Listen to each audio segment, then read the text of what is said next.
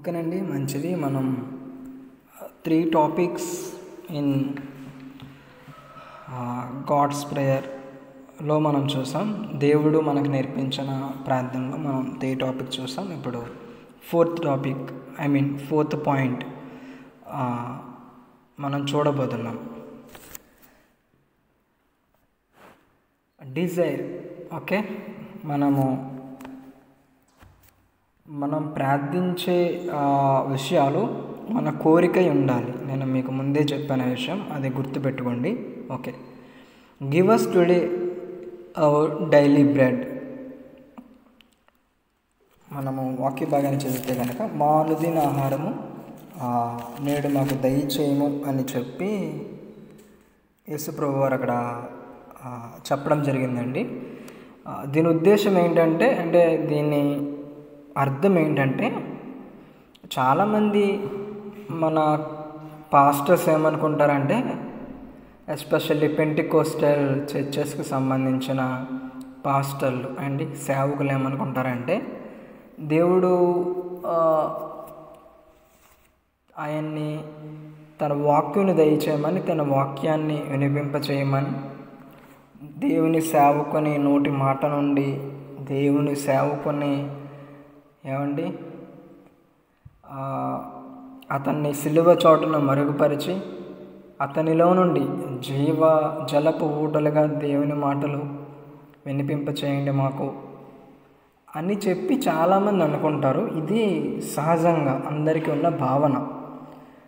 మా అనుదిన ఆహారం నేడు మాకు దయచేయము అంటే, ఆహారము అంటే ఇక్కడ యేసుప్రభు వాక్యం, దేవుని వాక్యం, అది బైబిల్. సో దేవుని మాటలో దేవుని సేవకుని నోట నుండి వచ్చేలాగానే మనం ప్రార్థన చేయాలి. దేవా మాతో మాట్లాడండి అని ప్రార్థన చేయాలని చెప్పి అలా అంటూ ఉంటారు. నిజానికి అది బ్లండర్ మిస్టేక్ అండి, అది తప్పది, అది రాంగ్ ఇంటర్ప్రిటేషన్, ఫాల్స్ ఇంటర్ప్రిటేషన్ అండి, అది కరెక్ట్ కానే కాదు. సరే, మరి ఇక్కడ యేసుప్రభు వారు ఏం చెప్పారు అని మనం తెలుసుకోవాలంటే కనుక చూద్దాం. Give us today our daily bread. మా అనుదిన ఆహారము నేడు మాకు దయచేయం. మత్తయి సువార్త 6వ అధ్యాయం 11వ వచనం. దీన్ని గ్రీక్ సింటాక్స్ అండ్ మెజర్మెంట్లో చూస్తే కనుక, అంటే గ్రీకు భాష యొక్క కొలతలో చూస్తే గనక ఇక్కడ దీనికి ఉన్న అర్థం ఏంటంటే, ఈ రోజుకి మాకు కావాల్సినంత తగినంత ఆహారాన్ని మాకు ఇవ్వండి, అంటే భోజనం. ఇది వాక్యం కాదండి, దయచేసి అలా అపార్థం చేసుకోవద్దు. మాకు కావాల్సిన ఆహారం ఇవ్వండి అని చెప్పి ఇక్కడ యేసుప్రభు వారు అడగమని ఉద్దేశం తప్ప, ఇది ఆత్మీయ ఆహారం, ఆ ఆహారం, ఈ ఆహారం అని పేర్లు పెట్టాల్సిన అవసరం లేదు. దీని అర్థం డైరెక్ట్ ఆబ్జెక్ట్ ఇది. అంటే ఏదైతే అడగమంటున్నాడో అది డైరెక్ట్ అయింది. అంటే ఏంటది? మా అనుదిన ఆహారం మాకు దయచేయండి, ఈరోజు కావాల్సిన ఆహారం దయచేయండి అని చెప్పి మనం దేవుణ్ణి అడగాలి. ఎందుకు ఇలా అడగాలి? దేవుడికి తెలుసు కదా. అంటే నేను మీకు ముందే చెప్పాను, మనకి కనీస అవసరతలు ఈ విషయాన్ని అడగమని దేవుడే చెప్పారు కాబట్టి మనం అడగాలి. ఎందుకంటే ప్రార్థించమని ఇది ఒక ఆజ్ఞ, ఇది ఆప్షన్ కాదండి. ఏదో చేస్తే చేయొచ్చు లేకపోతే మానేయచ్చు అనేది కాదు. దేవుడికి తెలుసు కదా, అంటే తెలిసినా చెయ్యాలి. ఆయన చెప్పారు కాబట్టి మనం చెయ్యాలి. అర్థమైందా? అంతేగాని మనము ఎస్కేప్ కావడానికి వీలు లేదు. యాక్చువల్లీ అక్కడ బ్రెడ్ అనే మీనింగ్ మనం చూస్తే కనుక అది నీడ్. అంటే మనం భోజనం మనం చెయ్యాలనుకోవడం అనేది అది నీడ్ అండి, కనీస అవసరత కదా అది. అంతేగాని మనం దీన్ని అలా అర్థం చేసుకోవడానికి వీల్లేదు. ఎలాగా ఆత్మీయమైన ఆహారం అది ఇది అని చెప్పి మనం అలా అపార్థం చేసుకోవడానికి వీల్లేదు. అంటే మనకి ఇక్కడ ఒక విషయం అర్థం కావాలి. అదేంటంటే, ఇక్కడ యేసుప్రభు వారు మనల్ని ఈ విషయం అడగమంటున్నారంటే దాని అర్థం ఏంటండి? పిల్లలకి ఫుడ్ పెట్టేది తండ్రే కదా. అంటే మనకి ఫుడ్ ఇచ్చేది కూడా దేవుడే. మనము ఒక రాజ్యం కింద, అంటే మనం ప్రార్థన చేస్తున్నాముగా, పరలోకముందున్న మా తండ్రి నీ నామం పరిశుద్ధపరచబడునుగాక, నీ రాజ్యం వచ్చుగాక. అంటే నీ రాజ్యం అంటే మనం రాజ్యంలో ఉన్నాం, రాజుగారి యొక్క అధికారం కింద ఉన్నాం. అంటే రాజ్యంలో ఉన్న ఒక సైనికుడికి కానీ ఒక మనిషికి కానీ ఏమండి భోజనాన్ని ఇచ్చే బాధ్యత ఎవరి మీద ఉంది? ఆ గవర్నర్కే కదా, ఆ యొక్క రాజుకే ఉంది.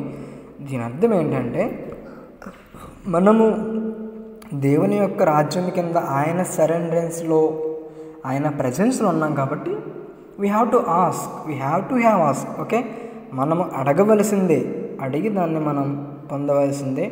దేవుడు దాన్ని మనకి ఏమండి ఇస్తారు.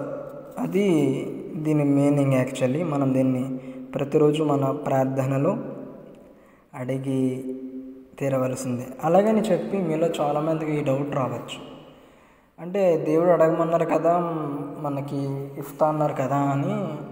ఎస్పెషల్లీ పురుషులు, అంటే ఇంట్లో ఎవరైతే పెళ్ళిళ్ళై ఉంటారో మగవాళ్ళు, తండ్రిగా పిలువబడేవారు, లేదా పిల్లలు కానీ పెద్దవారు అయిన తర్వాత దీన్ని ఎలా కూడా అర్థం చేసుకోవచ్చు. దేవుడు ఇస్తా అన్నారు కదా, ఇంకా మనం ఎందుకు పనికి వెళ్ళడం అని చెప్పి చాలా బద్ధకంగా ఇంట్లోనే కూర్చుంటూ, ఇంట్లోనే పడుకుంటూ, పని పాటు లేక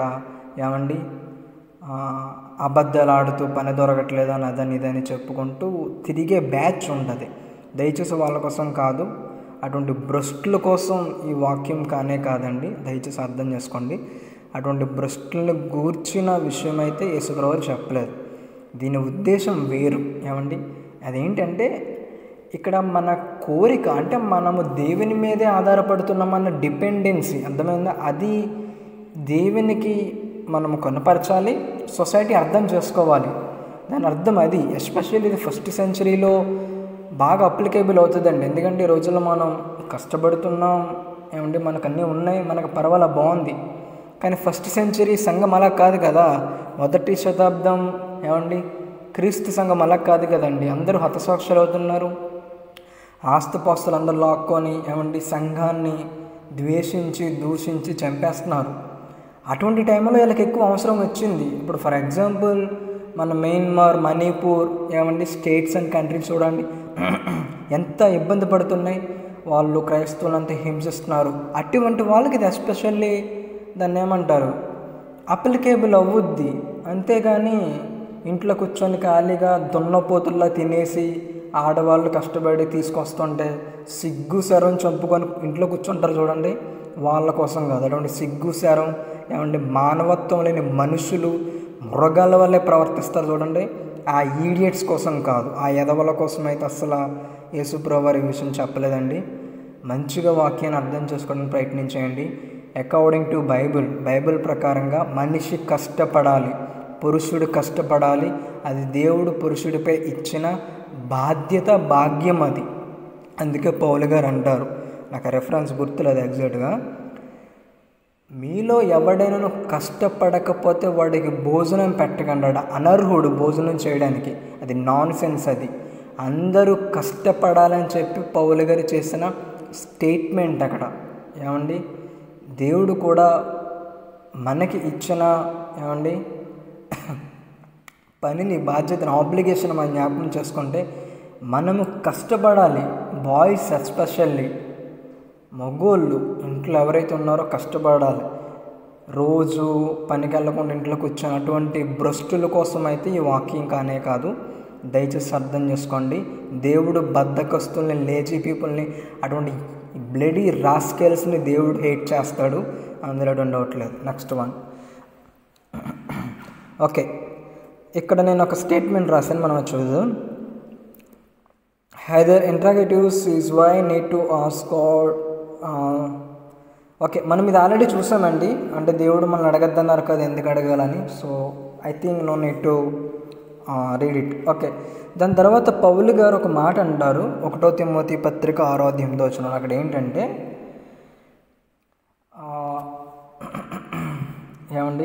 తిమోతి గారితో ఇలా అంటారు. ఒకసారి మనం అది చదువుదాం.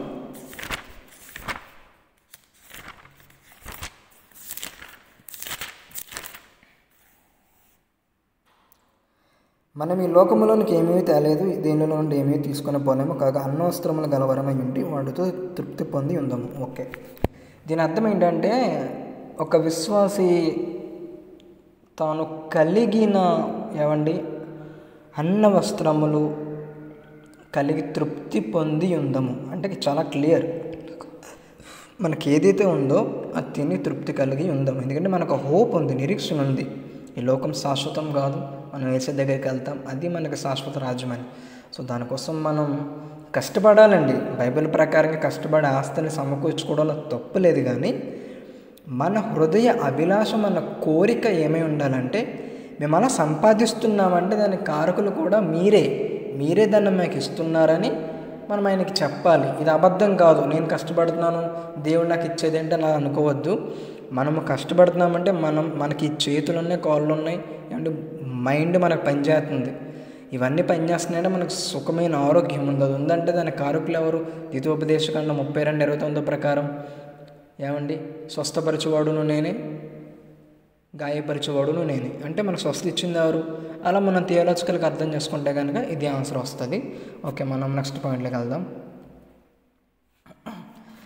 5th point, and pardon us our debts as we pardon our debtors. Okay, ఇది ఎక్సలెంట్ అండి. నేను నిజంగా దీనికోసం వెయిట్ చేస్తున్నాను. ఇక్కడ వరకు మనము 4 పాయింట్స్ కూడా అండి చాలా నిజం చెప్పాలంటే ఈజీ. ఫస్ట్ వన్ అయితే అంటే ఏది? పరలోకముందున్న మా తండ్రి నీ నామము పరిశుద్ధపరచబడును గాక. అక్కడ మనం ఒకటి అర్థం చేసుకోవాలి. సబ్జెక్ట్ గాడ్, ఓకే, దేవుడు. మనము ఆబ్జెక్ట్. ఓకే, మనము దేవునికి అంటే సబ్జెక్ట్కి అంటే యాక్టివ్ వాయిస్కి ప్యాసివ్ వాయిస్ మనము సరెండర్ అవుతున్నాం. ఇది మీకు అర్థం కావాలి. అర్థమైందా? అంటే ఇక్కడ కంప్లీట్గా అథారిటీ ఎవరిది? యాక్టివ్ వాయిస్ ఎవరు? సబ్జెక్ట్ ఎవరు? అల్టిమేట్గా దేవుడు. మనము ప్యాసివ్లో ఉన్నాం. ప్యాసివ్ అంటే ఆబ్జెక్ట్ అంటే మనము మనుషుల జాతి మనము. అంటే there is a action between God and man, or active and passive. ఏంటది? నీ నామము పరిశుద్ధపరచబడును గాక అంటే నేను పాపినని మనం ఒప్పుకుంటున్నాం.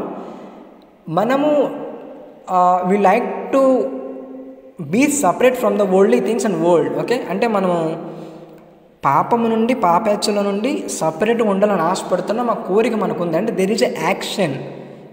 మనము ఆ పాపము నుండి అవాయిడ్ కావడానికి, దాన్ని హేట్ చేయడానికి దెర్ ఈజ్ ఎ యాక్షన్. అంటే ఇట్స్ కాల్డ్ శాంటిఫికేషన్. అంటే పవిత్రకరణ అంటాం. అంటే పవిత్రీకరణ, పరిశుద్ధపరచబడుట.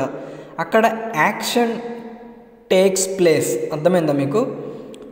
అదేవిధంగా 5th పాయింట్ని మనం చూస్తే కనుక క్రిస్టియానిటీ డిజైబుల్షిప్ అనేది ఫుల్ ఆఫ్ ప్రాక్టికల్స్ అండి.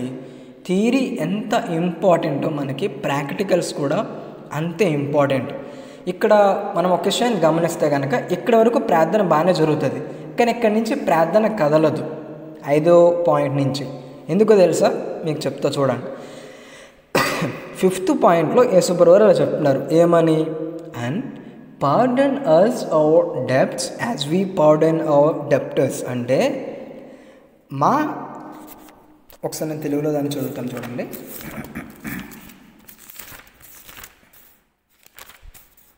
మా రుణస్థులను మేము క్షమించిన ప్రకారము మా రుణములను క్షమించుము. అంటే ఇక్కడ కూడా there is a action before we come to pray. అర్థమైందా?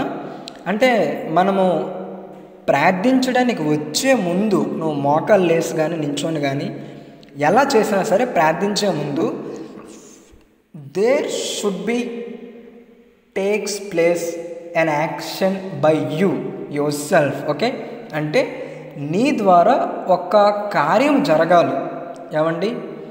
అది జరగకుండా నువ్వు ప్రార్థన చేస్తే దండగా, అనవసరం. అది మీనింగ్లెస్. ఇంకా టేస్ట్లెస్ అంటాం. అంటే దానికి అర్థం ఉండదు. బూడిదలో వేసిన పన్నీర్ అంటారు చూడండి, అలాగే వ్యర్థమైపోద్ది మాట. మరేంటి ఇక్కడ అని చూస్తే కనుక first point, primarily pardon others. మనము ఇతరులను క్షమించాలి. That's what should be happen. అది జరగాలి. ఎలాగా? మోకాళ్ళేసి ప్రార్థన చేసి ప్రభా నేను అతన్ని క్షమించాను, ఆమెను క్షమించాను, నేను ప్రార్థన చేస్తున్నా, ప్రార్థన అంగీకరించానంటే నెవర్ ఎవర్ యాక్సెప్ట్. ఓకే, అలా ఎప్పుడు దేవుడు దాన్ని అంగీకరించరండి. మీరు మోకాళ్ళు వేసేసి నేను ఆ వ్యక్తిని క్షమించాను, నేను ఏ వ్యక్తిని క్షమించానంటే అది సాధ్యం కాదు. అందుకే మత్తయి సువార్త ఏంటి, నాకు రిఫరెన్స్ అంత ఐడియా లేదు, కానీ యేసు ప్రభువారు అలా అంటారు, నువ్వు ప్రార్థన చేయనప్పుడు నువ్వు కానుక సమర్పించడానికి వెళ్ళినప్పుడు, దేవుని మందిరమునకు వెళ్ళినప్పుడు, ఒకవేళ నీ మీద ఎవరికైనా నీ మీద కాదు, నీ మీద ఎవరికైనా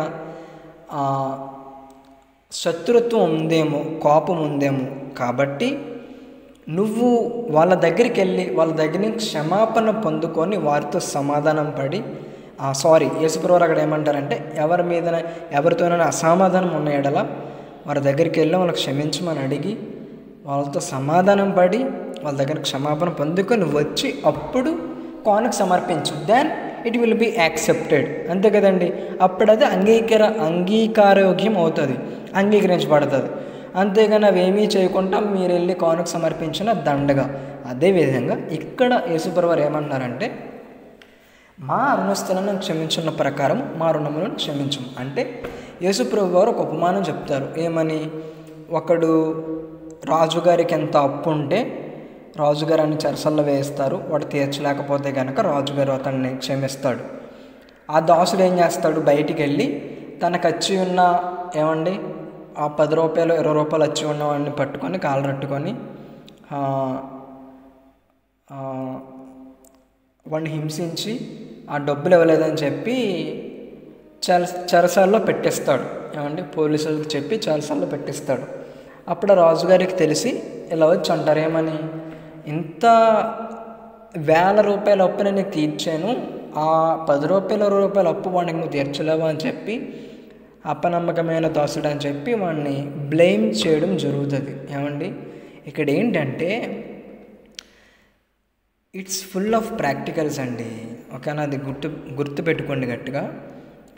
మనము ప్రార్థన చేయడానికి వెళ్ళినప్పుడు ఆ ప్రార్థనని అక్కడికి పోస్ట్పోన్ చేసి లేదా అక్కడికి ఆఫ్ చేసి ముందు మనం ఎవరినైనా క్షమించలేకపోయామా అని ఆలోచించి ముందు పని చేయాలి. ఇది మనం చేయలేం. చాలామంది విశ్వాసులు దీన్ని చేయలేరు.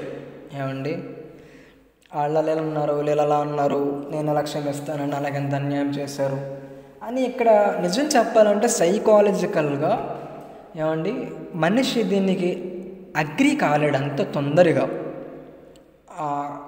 చాలా అబ్స్టాకిల్స్ ఉంటాయి, అంటే ఆటంకాలు, అడ్డంకులు, చాలా హజర్డ్స్ ఉంటాయి అన్నమాట. ఏయో పాత చెడ్డ జ్ఞాపకాలు కానీ లేదా సంఘటనలు కానీ జరిగి ఉంటాయి. దీనికోసం మనం ఏం చేస్తామంటే వ్యక్తిని మనం క్షమించకుండా ప్రార్థన చేస్తాం. ఆ ప్రార్థన దేవుడు తిరిగి అంగీకరించాడు, అందులో డౌట్ లేదు. ఇక్కడ మనం అర్థం చేసుకోవాల్సిన విషయం, మనం ఒక వ్యక్తిని క్షమించకుండా మనం ప్రార్థన చేస్తే దేర్ ఈజ్ నో యూజ్ అండి. అందుకే దేవుడు అన్నారు, మా రుణస్థులను మేము క్షమించున్న ప్రకారం మా రుణం క్షమించు. అంటే మనము దేవుడి చేత క్షమించబడాలంటే మనము ఎదుటి వారిని క్షమించాలి. అంతే కదండి. తండ్రి అయిన దేవుడు యేసుక్రీస్తు పరిశుద్ధాత్ముడు కలిసి మనల్ని క్షమించి ఇంత భాగ్యాన్ని మనకి ఇచ్చినప్పుడు మన తోటి సహోదరుని మనం క్షమించడంలో పెద్ద నన్ను అడిగితే విషయం లేదు.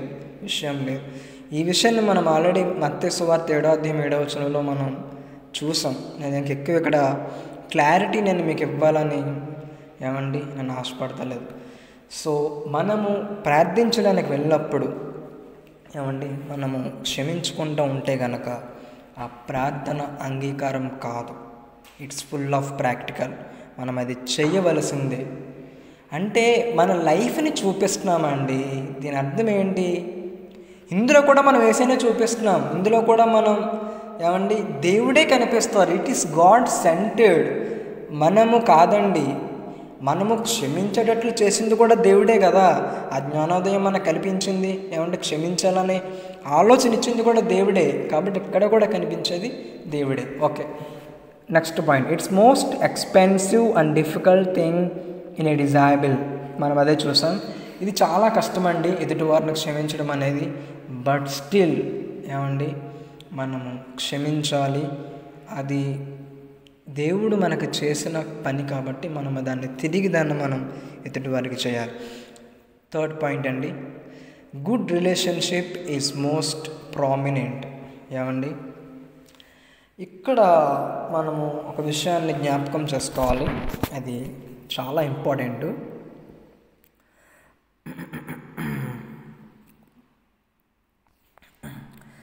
మనము యాక్చువల్లీ ఇక్కడ ఏంటంటే, రక్షణకు ముందు మనం పాపి అని ప్రార్థిస్తాం. రక్షణకు ముందు అని, రక్షణలోకి రాబోతున్నాం అనగా మనము పాపి అని ప్రార్థిస్తాం. అంటే పాపి అని ప్రభువా అని మనము ప్రార్థిస్తాం. ఏమండి ఇక్కడ దీని అర్థం ఏంటంటే, మనము రిలేషన్షిప్ దేవునికి మనకి ఉందని కాదు ఇక్కడ. అంటే అది అలాగో ఉంది.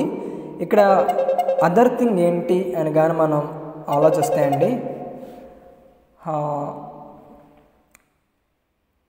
దేవునితో రిలేషన్షిప్ కాదు కానీ మనుష్యులతో కూడా రిలేషన్షిప్ కలిగి ఉండాలి. ఏమండి దాని అర్థం మనం ఇతరులను మనస్ఫూర్తిగా ఏమండి హృదయపూర్వకంగా క్షమించాలి. అంటే సమ్టైమ్స్ కొంతమంది జీవితాల్లో అనుకోకూడని సంఘటనలు జరుగుతాయి, యాక్సిడెంటల్గానో ఏమండి అన్ఫార్చునేట్లీ ఒక్కొక్కసారి కావాలనే జరగచ్చు కూడా. అలాంటి టైంలో ఏమండి ఆ రిలేషన్షిప్ని మనం బ్రేక్ చేసుకోకుండా వాళ్ళని మనం క్షమించి మనం అడిగి, ఎందుకంటే మనకి రిలేషన్షిప్ చాలా ఇంపార్టెంట్ అండి. చాలామంది అంటారు మనుషులతో మాకు సంబంధం లేదు, దేవుడితోనే డైరెక్ట్గా లింక్ ఉంది, ఇంకా మాకెందుకు మాకేంటి అంటారు. అటువంటి నాన్ సెన్స్ మాటలు ఆఫ్ చేయండి, అలా మాట్లాడకూడదు. మనము క్రీస్తు సంఘముగా క్రీస్తు శరీరముగా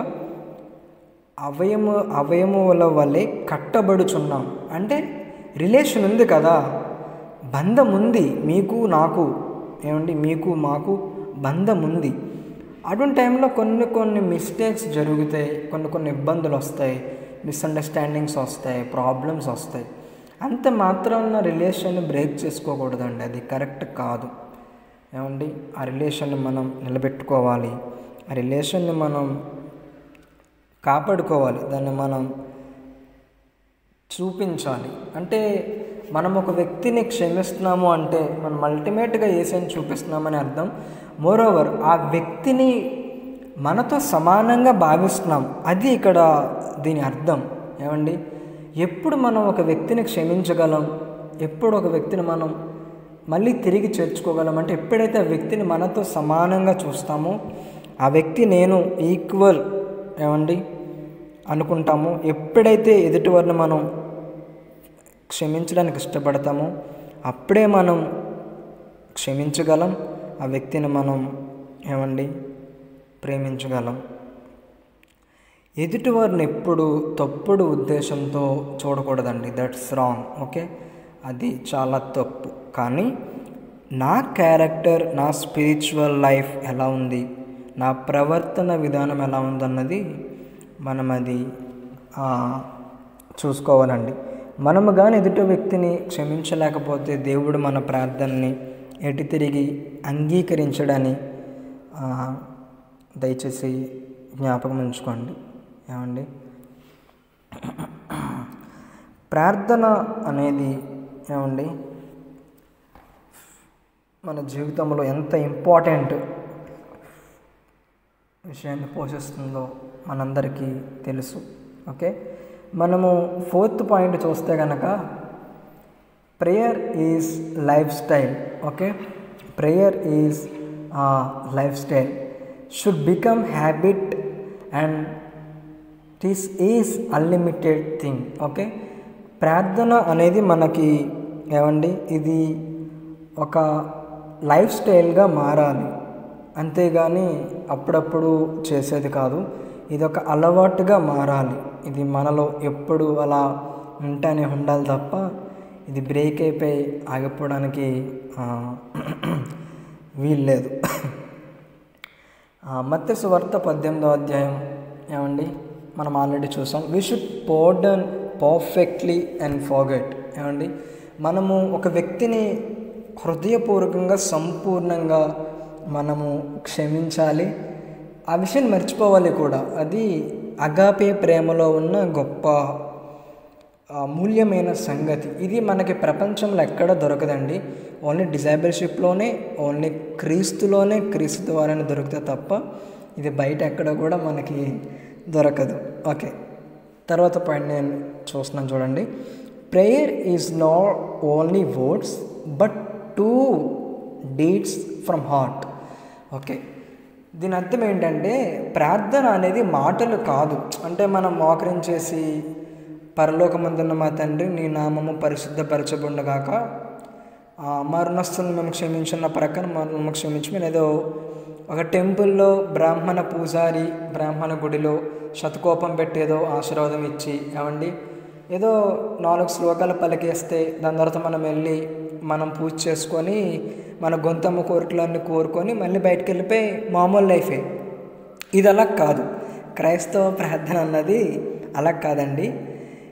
మాటలు కాదు, ఓకేనా, చేతల్లో మన క్షమాపణని కానీ మన క్రియలు చూపించాలి. నేను అందుకే మీకు చెప్పా, ఇది యాక్షన్ అంటే మనము చేస్తున్నాం, ఇది డీడ్ మాట. మనమేమి మాటతో సరిపడట్లేదు, మనము దాన్ని నిజంగా చేసి చూపిస్తున్నాం. అది మన హృదయంలో నుండి రావాల్సినదే తప్ప ఏదో పైకి అని క్షమిస్తున్నాను అది ఇదని చెప్పి మాట్లాడడానికి వీల్లేదు. ఓకే, లాస్ట్ పాయింట్ మనం చూస్తే కనుక పాల్ సేస్, పౌలు గారు కొన్ని చాలా ఇంపార్టెంట్ విషయాలు ఇక్కడ క్షమాపణ గురించి చెప్తారు. మనం ఈ 3 రెఫరెన్సెస్ కూడా ఒకసారి చూడాలని నేను ఆశపడుతున్నాను. ఎఫెసీ పత్రిక 4వ అధ్యాయం 32వ వచనం. ఎఫెసీ పత్రిక 4వ అధ్యాయం 32వ వచనం. ఒకని ఎడల ఒకడు దయగలిగి కరుణాహృదలే, క్రీస్తునందు దేవుడు మిమ్మల్ని క్షమించిన ప్రకారము మీరును ఒకరినొకరు క్షమించుడి. ఏమండి, క్షమాపణ మనము దేవుని అడిగితే దేవుడు మనకి ఇవ్వలేదు. మమ్మల్ని క్షమించండి అని చెప్పి ఈ ప్రపంచంలో ఏ మనిషి అడగలేదు. క్షమాపణ అన్నది దేవుడే ఏమండి కల్పించుకొని మనకి ఇచ్చారు. ఇది అన్ఎక్స్ప్లెయినబుల్ థింగ్ మాట. అంటే మనము మాటల్లో చెప్పలేనటువంటి ఏమండి విషయం. అంటే దేవుడు మనల్ని ఎలా క్షమించాడు? పర్ఫెక్ట్ అంటే సంపూర్ణంగా క్షమించాడు. ఏం చేశాడంటే మనల్ని క్షమించి ఆ విషయాన్ని మరిచిపోయాడు కూడా. అంటే ఇంక దాన్ని శాశ్వతంగా మరిచిపోయాడు. ఏమండి, ఎదుటివారి పట్ల కూడా మనము ఇదే ప్రవర్తనని, అంటే మనం ఎదుటివారిని క్షమించే విషయంలో కూడా ఏమండి మనము అదే కొలతలో మనము చేయాలి తప్ప మనం దాన్ని తగ్గించేయడానికి ఏమండి వీలు లేదు. కొలస్సీలకు రాసిన పత్రిక 3వ అధ్యాయం 13వ వచనం తర్వాత చదువుతున్నాను. ఎవడైనను తనకు హాని చేసనని ఒకడనుకొనని ఎడల ఒకరినొకడు సహించుచు ఒకరినొకడు క్షమించుడి, ప్రభువు మిమ్మును క్షమించినలాగున మీరును క్షమించుడి.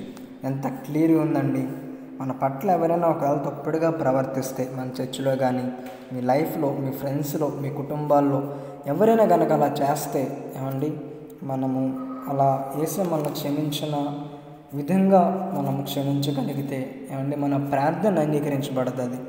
లేకపోతే మన ప్రార్థన ఎప్పటికీ కూడా ఏమండి అది అంగీకారయోగ్యంగా ఉంటుంది. దేవుడు దాన్ని అంగీకరించారని చెప్పి దయచేసి గుర్తుపెట్టుకోండి. చివరిగా 2 కొరింథీ పత్రిక 2:7 గనుక మీరేక వానిని శిక్షింపక క్షమించి ఆదరించడం మంచిది. లేని ఎడల ఒకవేళ వాడు అత్యధికమైన దుఃఖంలో మునిగిపోవును.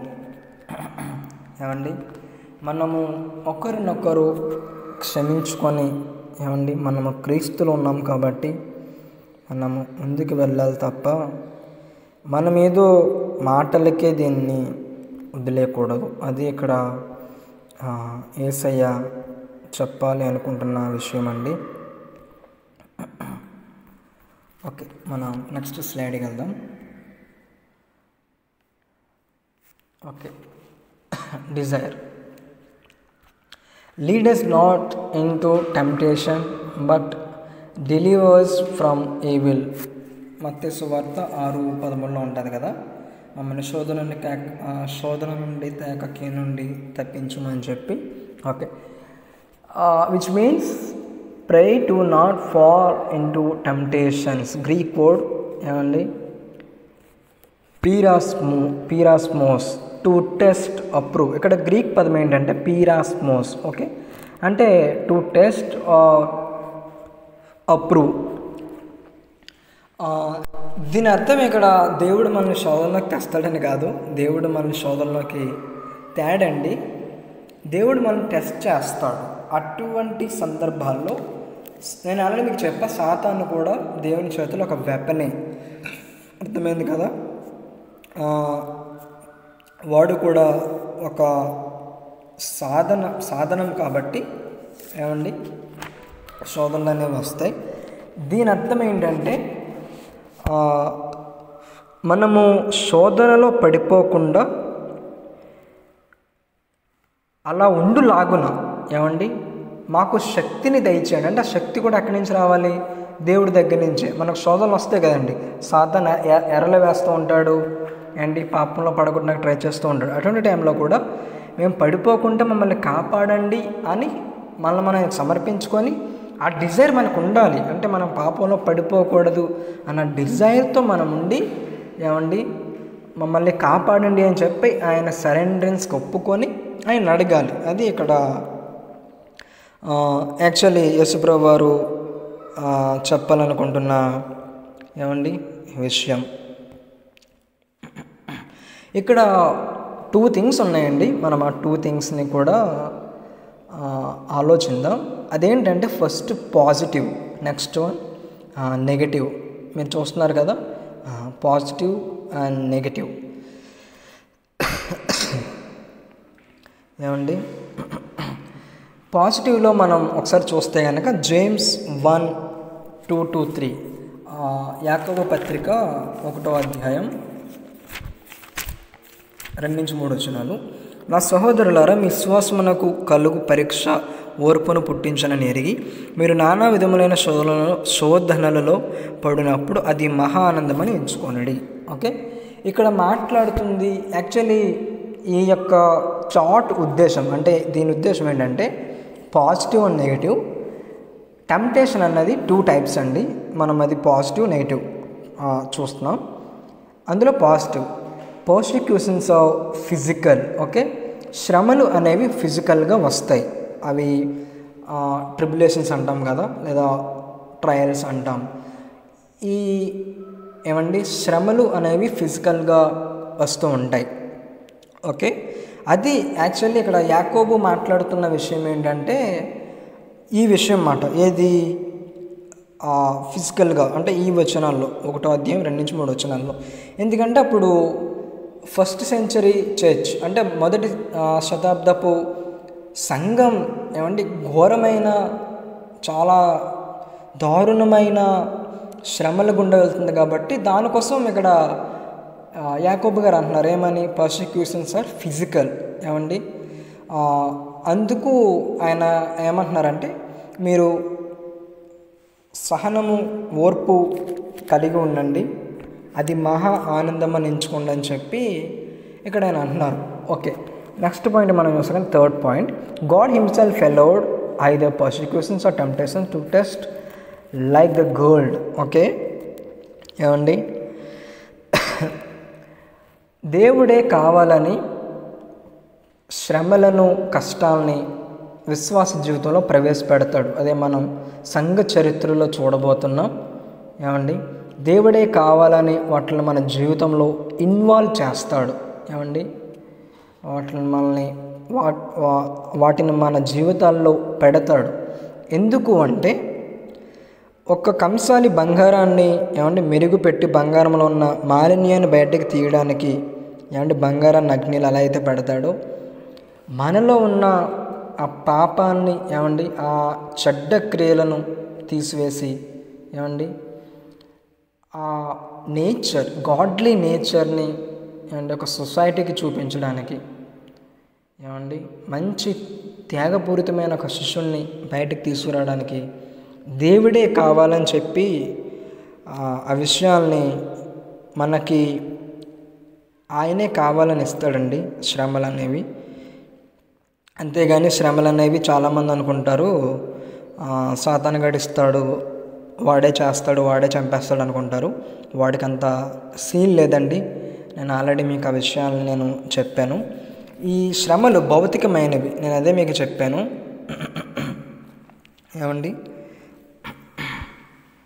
ఓకే, ఇప్పుడు మనం నెగిటివ్ దాంట్లో చూద్దాం. మనము పాజిటివ్ దాంట్లో రెఫరెన్సెస్ ఉన్నాయి, రెఫరెన్సెస్ మనం చివరిలో చూద్దాం. ఇప్పుడు నెగిటివ్ దాంట్లో జేమ్స్ 1:12-14 చూస్తే కనుక నేను చదువుతున్నా. శోధన సహించేవాడు ధన్యుడు, అతడు శోధన నిలిచినవాడే. ప్రభు తనను ప్రేమించిన వాగ్దానం చేసిన జీవకట్టం పొందను. దేవుడు కీడు వశమే శోధింపబడనేరడు, ఆయన ఎవరిని శోధింపడు గనక. ఎవడైనా శోధించినప్పుడు నేను దేవుని చేత శోధింపబడుచున్నానని అనకూడదు. ప్రతి వాడును తన స్వకీయ దురాశ చేత ఏడవబడి మరిలో కల్పబడినవాడే శోధింపబడను. ఓకే, ఇక్కడ మీకు అర్థమైంది నేను అనుకుంటున్నాను. దేవుడు శోధించడండి, దేవుడు శోధించేవాడు కాదు. ఆయన దాన్ని అలో చేస్తాడు, మనల్ని టెస్ట్ చేయడానికి, మనల్ని పరిశోధించడానికి. Second point, mentally tempting through mind and thoughts. పాజిటివ్లోనేమో పర్సిక్యూషన్స్ అనేవి భౌతికమైనవి, ఫిజికల్. నెగిటివ్లోనేమో మెంటల్లీ టెంప్టింగ్, అంటే ఎస్పెషల్లీ ఇవి యవనస్తులకే కాదండి, ఎంత పెద్ద ముసలి వాళ్ళకైనా ఎవరికైనా శోధనలు ఉంటాయి. కాకపోతే ఎక్కువగా యవనస్తులకు ఉంటాయని అందరూ అనుకుంటారు. మెంటల్లీ టెంప్టింగ్ అంటే మైండ్ ద్వారా, థాట్స్ ద్వారా. ఇదే ఆదాము హవ్వకు జరిగింది ఏదైనా థాట్లో, అర్థమైందా? ఇది ఎలా జరుగుద్దంటే third point, dragging and taste. Okay, అంటే వీడు ఏం చేస్తాడంటే మనం ఇప్పుడు చేపల పట్టణకి వెళ్ళినప్పుడు ఎర వేస్తాం, తెలుసా మీకు? చాలామందికి తెలిసే ఉంటుంది. అలాగా పాపం అనే ఒక ఎరని వేస్తాడు, అర్థమైంది అనుకుంటున్నాను మీకు నేను. దానికి చాలామంది దాన్ని గమనించక మనం అందులో పడిపోతూ ఉంటాం అన్నమాట. అది యాక్చువల్లీ జరిగేది. ఆ పాపాన్ని, ఎరని మనం గమనించాలి. ఆ ఎర్రని పాపాన్ని మన కళ్ళ ముందు పెడుతుంది, మనం వాటిని రిజెక్ట్ చేయాలి, మనం వాటిని ద్వేషించాలి, వాటిని కాదనుకోవాలి. Next point, to over commit. Okay, FSC పత్రిక 6:12 ఒకసారి చూద్దాం మనం. ఎఫ్ఎస్సి పత్రిక 6:12. యాలైనగా మనము పోరాడున్నది శరీరంతో కాదు కానీ ప్రధానులతోనూ అధికారులతోనూ ప్రస్తుత అంధకార సంబంధులకు లోకనాథులతోనూ ఆకాశ మండలం అందున దురాత్మల సమూహములతోనూ పోరాడుచున్నాం. ఓకే, ఈ అంటే సాతాను మనల్ని ఇలా డ్రాగ్ చేసినప్పుడు, అంటీస్ట్ చేసినప్పుడు, మనము అటువంటి టైంలో వాటితో పోరాడేది ఆత్మ సంబంధమైన వెపన్స్. అదే ఎఫ్ఎస్సి పత్రిక 6:10-20 పౌలు గారు చెప్తారు ఏమని, విశ్వాసం అనే డాలు, శిరస్త్రాణము, ఇవన్నీ పెట్టుకొని మనం పోరాడాలి. అవి లేకుండా మనం వాడిని పోరాడలేం. ప్రార్థన ఉంటే సరిపోదు వీటికి, అర్థమైందా? ప్రతిదానికి ప్రార్థన అక్కర్లేదండి, అదొకటి గుర్తుపెట్టుకోండి. అంటే టు ఓవర్ కమిట్, అర్థమైందా? దాన్ని మనం జయించాలి అంటే వీటిని మనం కలిగి ఉండాలి. వీటిని చాలా క్లియర్గా చెప్పాడు కదా.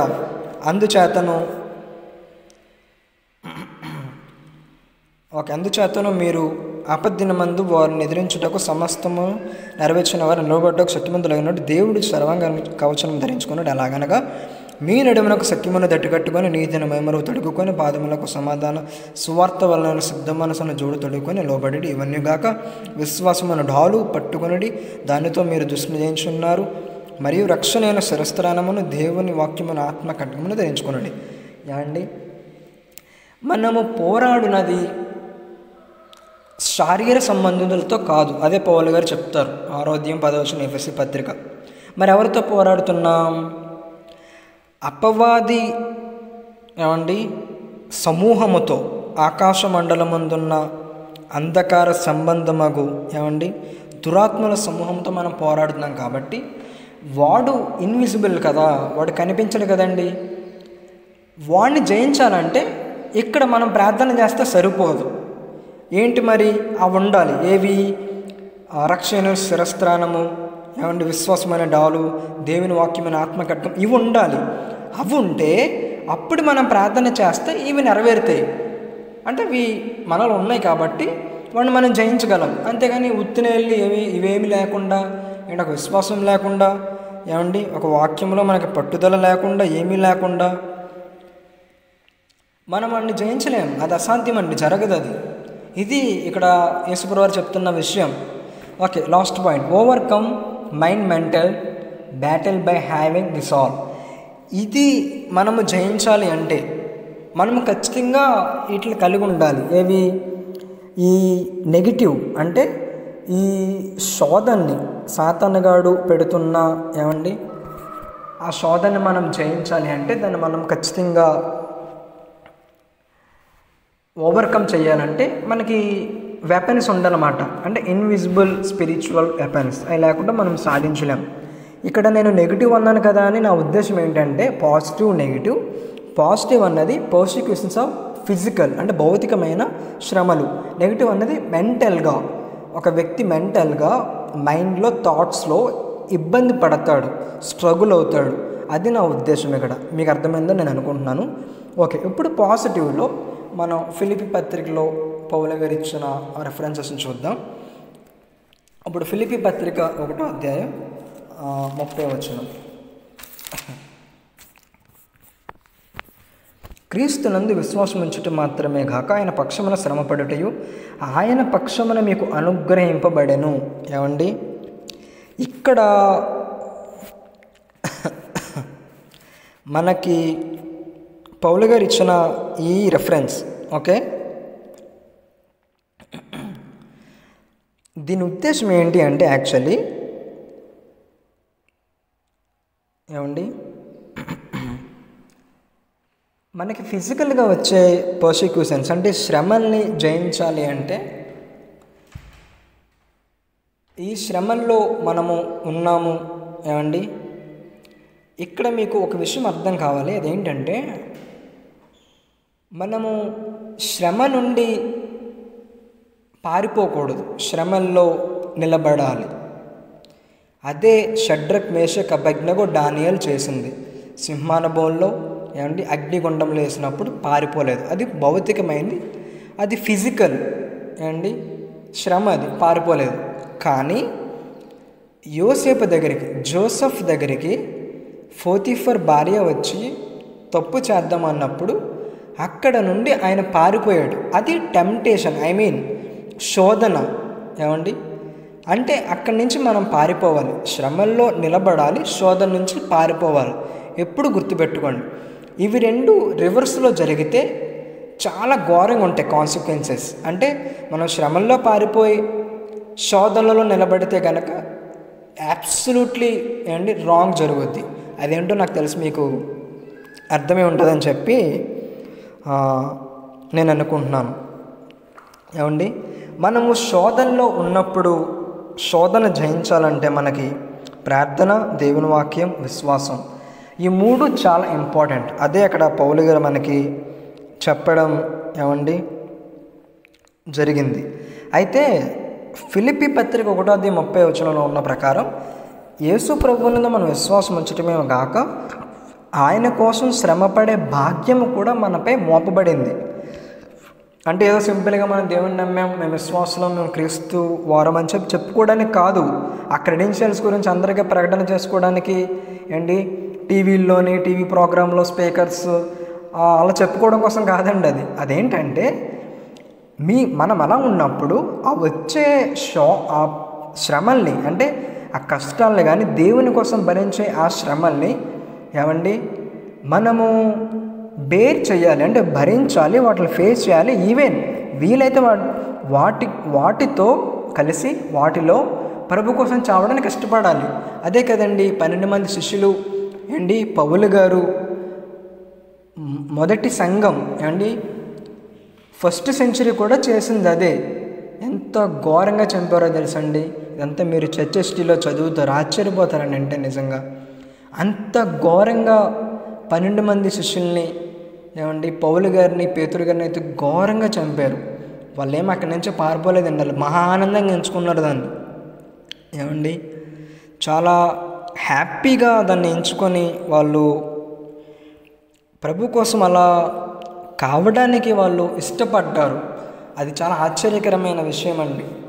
ఏమండి, ఎంత ఘోరమైన విషయం అంటే పౌలు గారు పేతురు గారిని అంత హింసించి, మనం ఎన్ని డిజబుల్షిప్ లాస్ట్ క్లాస్లో చూస్తాం, 21st క్లాస్లో.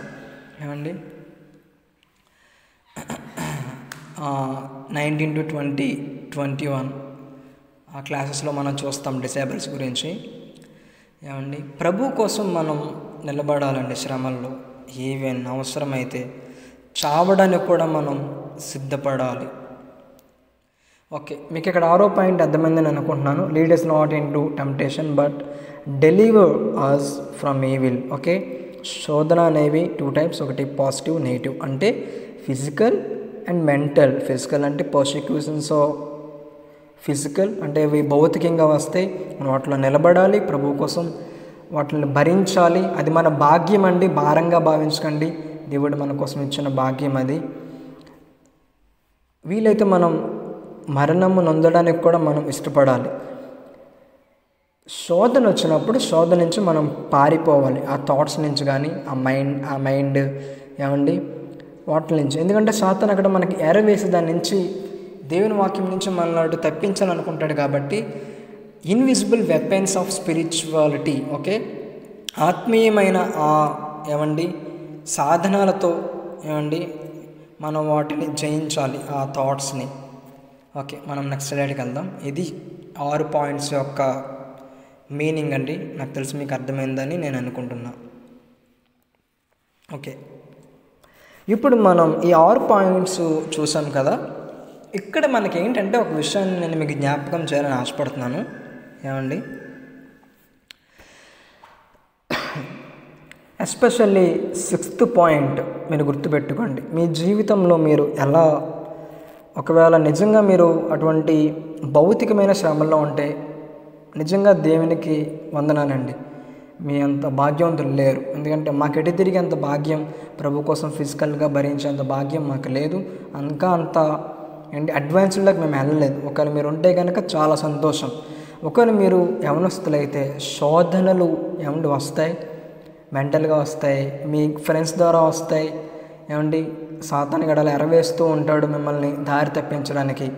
దయచేసి విశ్వాసము, ప్రార్థన, ఏమండి దేవుని వాక్యంతో వాటిని జయించడానికి మిమ్మల్ని మీరు ఎక్యూప్ చేసుకోవాలి. ఇలా దేవుని వాక్యపు మాటలు విని ఏమండి మీరు అర్థం చేసుకుంటేనే కానీ మీరు వాటిని జయించలేరు. ఇలా మీరు దేవుని మీదే ఆధారపడాలి. అంటే మన శోధన జయించడానికి కూడా మనం దేవుని మీదే ఆధారపడాలి. ఈ 6 పాయింట్స్ కూడా మీకు బాగా అర్థమైతే మీకు ప్రార్థన ఎలా చేయాలి అన్నది అర్థమవుతుంది. ఏమండి, ఇప్పుడు మనం ఇంకో పాయింట్ చూద్దాం. Okay, how does God answer our prayers. ఓకేనా, దేవుడు మన ప్రార్థనలకి ఏమండి ఎలా ఆన్సర్ చేస్తారు ఆ విషయాన్ని మనం ఇప్పుడు చూడడానికి ప్రయత్నం చేద్దాం. Okay, there are 3 ways in which God answer our prayers. 3 విషయాలు ఉన్నాయండి. ఆ 3 విషయాల్లో దేవుడు ఆన్సర్ చేస్తారు. ఓకేనా, అందులో ఏదో ఒక దానికి మన ప్రేయర్ చెందుతుంది. ఓకే, ఫస్ట్ వన్, మనం ఎప్పుడైనా ప్రార్థన చేస్తే ఆ ప్రార్థనకి ఆన్సర్ దేవుడు వెంటనే ఇస్తారు. అంటే ఎస్ అంటే ఆయన వెంటనే ఎస్ అంటారన్నమాట, ఇమ్మీడియట్ ఆన్సర్. అది మనకు అర్థం కావడం కోసం ఒకసారి మనం ఒకటి చూద్దాం. మత్తయి సువార్త 8:3. మత్తయి సువార్త 8:3. అందుకు ఆయన చెయ్యి చాపి వాడిని ముట్టి నాకు ఇష్టమే నువ్వు శుద్ధుడు కమ్మని చెప్పగా తక్షణమే వాని కుష్ఠరోగము శుద్ధి ఆయను. ఓకేనా. దేవుడు మనకి సమ్టైమ్స్ అది ఆయన చిత్తంలో ఉంటే కనుక ఈ యొక్క ప్రేయర్కి ఆన్సర్ వెంటనే వస్తుంది. దాన్ని ఎస్ అని చెప్పి ఆయన ఇస్తారు. అంటే దీని ఉద్దేశం మనమేదో గొప్పగా ప్రార్థన చేసాం, దేవుడికి ఇష్టమైనట్లు ప్రార్థన చేసాం, అందుకే ఆన్సర్ వచ్చిందని కాదు. ఆయన చిత్తంలో ఉన్నది మనం ప్రార్థన చేసాం, అది మనకు తెలియదు, అందుకే అది మన క్రెడెన్షియాలిటీ, అది మన గొప్పతనం అనుకుంటాం. అలా ఏం కాదు, దేవుడు మనకి వెంటనే ఆన్సర్ ఇస్తారు. That is yes. Okay. For example, Thomas at first time in India. దీన్ని నేను ఇక్కడ స్క్రిప్ట్ చేస్తున్నానండి. నేను థామస్ గారి గురించి, నేను డిజేబుల్స్ గురించి చెప్తా అన్నాను కదా 19, 20, 21 క్లాసుల్లో. ఆ క్లాసెస్లో మీరు ఇందురు కానీ. ఓకే. సెకండ్ వన్, ట్యారీ అంటే అనదర్ వర్డ్ ఈస్ వెయిట్. ఓకేనా. వెయిట్ అంటే వేచి ఉండుట, ఆగండి. Okay. In his own time, intended time. Okay. కొన్నిసార్లు మనం ప్రార్థన చేస్తే దేవుడు మనకు ఆన్సర్ ఇవ్వరు. అక్కడ ఆయన ఏమంటారు అంటే వెయిట్, ట్యారీ. ఎందుకు అలా అంటారు అంటే in his own time. In his own time అది మనకు అర్థం కావడం కోసం, లేదా దాన్ని అర్థం చేసుకోవడం కోసం మన ఒక వాక్య భాగాన్ని మనం చూద్దాం. ఆదికాండం 21:1-2. యెహోవా తాను చెప్పిన ప్రకారము శారాను దర్శించాను. యెహోవా తాను ఇచ్చిన మాట చొప్పున శారాను గుర్తు చేశాను. అట్లనగా దేవుడు అబ్రహాముతో చెప్పిన నిర్ణయ కాలంలో శారా గర్భవతి, అతని ముసలితనమందు అతనికి కుమారుని కనెను. ఓకే. ట్యారీ, వెయిట్ అంటే మనము కొన్నిసార్లు ప్రార్థన చేసినప్పుడు దేవుడు ఆన్సర్ వెంటనే ఇవ్వరు, తక్షణమే ఇవ్వరు, ఎస్ ఓకే అని చెప్పరు. అందులో మనం అర్థం చేసుకోవాల్సింది ఏంటి అంటే దేవుడు తాను నిర్ణయించిన సమయంలో మనకు ఆన్సర్ ఇవ్వడానికి ఇష్టపడుతున్నారు. అది మనం అర్థం చేసుకోవాలి. అర్థమైందా మీకు? అంటే ఇన్ హీస్ ఓన్ టైం, దేవుడు ఒక టైంని ఉద్దేశించారు.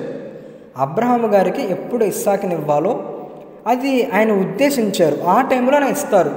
ఈ లోపల మనం గట్టిగా బల్ల గుద్దేసి అండ్ ఉపవాసం ఉండి గుడ్డలు ఏం చేసుకొని గట్టిగా అరిసేసి పాస్టర్ గారి దగ్గరికి వెళ్ళి, లేదా పెద్ద పెద్ద పాస్టర్ల దగ్గరికి వెళ్ళి వాళ్ళకి లక్షల కానుక ఇచ్చేసి, వేల కానుక ఇచ్చేసి, అలా కార్లు కొని అవి కొని ఇవి కొని మీరు ఎంత కింద మీద పడి గింజుకున్నా దేవుడు ఆన్సర్ ఇవ్వడు. ఆయన అనుకున్న టైంలో, ఆ టైంలోనే ఆన్సర్ వస్తుంది తప్ప మీరేదో కోరేశారు కదా, నేనేదో కోరేశాను కదా అని ఆయన ఇవ్వరు. ఆయన అనుకున్న టైంలోనే, ఆయన నిర్ణయించిన టైంలోనే ఆయన ఇస్తారు. దీనికోసం మనం చేయాల్సింది ఏంటంటే we just wait and see. మనము వేచి ఉండి చూడాలి తప్ప ఆయన్ని బుర్ర తినేయకూడదు. ఇంకా గొంతమ్మ కోరికలన్నీ కోరేయకూడదు అక్కడ. అర్థమైందా? ఆయన ఇచ్చే వరకు సహనంతో మనం, ఆయన సమయం వరకు మనం ఓపిక పట్టి చూడాలి. అంతేగాని ఆయన ఇవ్వట్లేదు కదా అని చెప్పి ఆయన మీద సనగడం అలా చేయకూడదు. ఎందుకు దేవుడు కొన్నిసార్లు ఎలా చేస్తాడు అంటే మనం అడిగే విషయాలు మనకే తెలియదు, అవి ఎంత విలువైనవో, అవి ఎంత ప్రెసియస్సో అవి ఎంత అమూల్యమైనవో మనకు తెలియదు. వాటి యొక్క విలువ మనకు తెలిసే వరకు దేవుడు వాటిని మనకి ఇవ్వడు. సర్టైన్ ఏజ్లో అనుకూల సమయమున దాని యొక్క వెయిట్, దాని యొక్క విలువ తెలిసేటట్లు చేసి అప్పుడు దాన్ని ఇస్తాడు. అప్పటి వరకు మనం ఆగి ఉండవలసిందే. ఇటువంటి టైంలో మనం సమ్టైమ్స్ సొంత నిర్ణయాలు తీసుకోవడానికి ఇష్టపడతాం. సొంత డెసిషన్స్. అదే అబ్రహాము శారా చేసిన తప్పు. దేవుడు ఇస్తలేదు కదా అని చెప్పి వాళ్ళు అపార్థం చేసుకొని రాంగ్ డెసిషన్ చేసి హాగరు దగ్గరికి అబ్రహాంకి పంపితే అక్కడ ఆ తప్పు జరగడం వల్ల ఎంత కాన్సిక్వెన్స్ ఉందో మనకు తెలుసు. దేవుడు ఆగమన్నప్పుడు మనం ఆగాలి, అంతే. అది వేరే ప్రయత్నాలు ఎక్స్ట్రాలు చేయకూడదు. నోరు మూసుకొని ఆగాల్సిందే, ఏమండి? అంతేగాని రెచ్చిపోయి ఎక్స్ట్రాలు చేయకూడదు. దేవుడు ఆగమన్నప్పుడు ఆగవలసిందే, ఏమండి? దేవుడు ఆయన అనుకున్న సమయాన్న ఆయన ఇస్తారు. అప్పటి వరకు మనం ఆగాలి తప్ప ఎటువంటి సొంత ప్రయత్నాలు, సొంత డెసిషన్స్ చేయకూడదు. In his own time, it doesn't mean that God two in the time dimension. Okay, అంటే దేవుడు తన సమయాన్ని ఇస్తాడు, తన టైంలో ఇస్తాడు అంటే చాలామందికి ఇక్కడ మిస్అండర్స్టాండింగ్ అయ్యే అవకాశం ఉంటుంది. సైంటిఫిక్గా నేను ఒక చిన్న క్లారిటీ ఇవ్వాలనుకుంటున్నా. దీని అర్థం దేవుడు మనకులాగా టైం, స్పేస్, మ్యాటర్, డైమెన్షన్ ఉన్నారని కాదండి. దేవుడు సమయానికి, ఏమండి, అవతల ఉండే వ్యక్తి.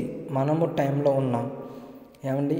మనకి ఏ టైంలో భూమి మీద నిర్ణయించబడిందో, ఎప్పుడు ఇవ్వాలో ఉన్నది అది ఆయన అక్కడ నిర్ణయించారు కాబట్టి ఆ టైంలో ఇవ్వబడుతుంది.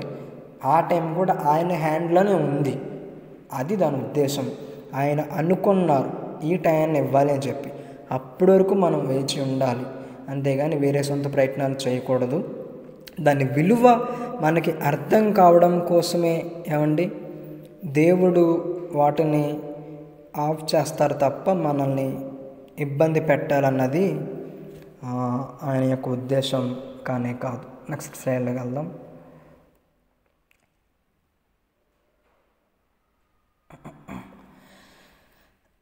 ఓకే, నేను ఆల్రెడీ మీకు చెప్పాను, God is out of time dimension. దేవుడు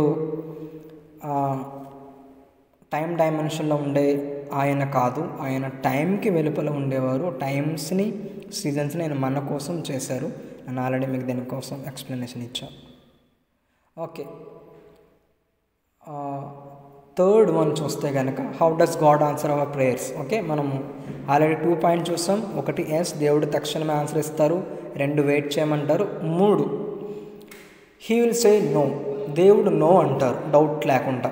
అర్థమైందా? ఇందులో కూడా మనం 2 టైప్స్గా చూద్దాం. 1 positive prayer and 2 negative prayer. ఓకేనా? Positive prayer by Paul against God's will unknowingly. Okay, అంటే కొన్నిసార్లు మనం చేసిన ప్రార్థన అనుకూలమైన ప్రార్థనే కావచ్చు, అది దేవుని చిత్తానికి అగైన్స్ట్ అండి, అది దేవుని చిత్తానికి వ్యతిరేకమైంది. ఎలా అంటే 2 కొరింథీ పత్రిక 12:8-10లో మనకు తెలుసు, పౌలు గారికి ఒక బలహీనత ఉండడం వల్ల పౌలు గారు దేవుని అడుగుతారు, ప్రభువా ఇది నా నుండి తీసేయండి అని చెప్పి. అప్పుడు మనకు తెలుసు దేవుడు ఏమంటారు, ఏమండి, నా కృప నీకు చాలును, నీ యందు నా శక్తి పరిపూర్ణం అవుతున్నదని చెప్పి అంటారు. అంటే ఈయన ఇండైరెక్ట్గా చెప్పారు ఇక్కడ. అర్థమైందా? నో అని చెప్పి డైరెక్ట్గా చెప్పలేదు, కానీ పౌలు గారికి అక్కడ థియాలజీ అర్థమైంది. మనకు అర్థం కాకపోవచ్చు కానీ పౌలు గారికి అర్థమైంది. ఏంటది అంటే, ఆ ముళ్ళు ఉన్నప్పటికీ దేవుడు నీ పట్ల నిర్ణయించిన చిత్తాన్ని ఎవరు కాదనలేరు. ఏమండి, దేవుడు సమ్టైమ్స్ మన ప్రార్థనలకు నో అంటారు, ఎందుకంటే దేవుడి చిత్తానికి వ్యతిరేకం. అంటే దేవుడు అది ఉండాలి మన జీవితంలో కోరుకుంటున్నాడు. సో దాన్ని మనం అంగీకరించి బేర్ చేసి ముందుకెళ్ళాలి తప్ప మనం చేసేది ఒరగదీసేది ఏం లేదు. Okay, by saying no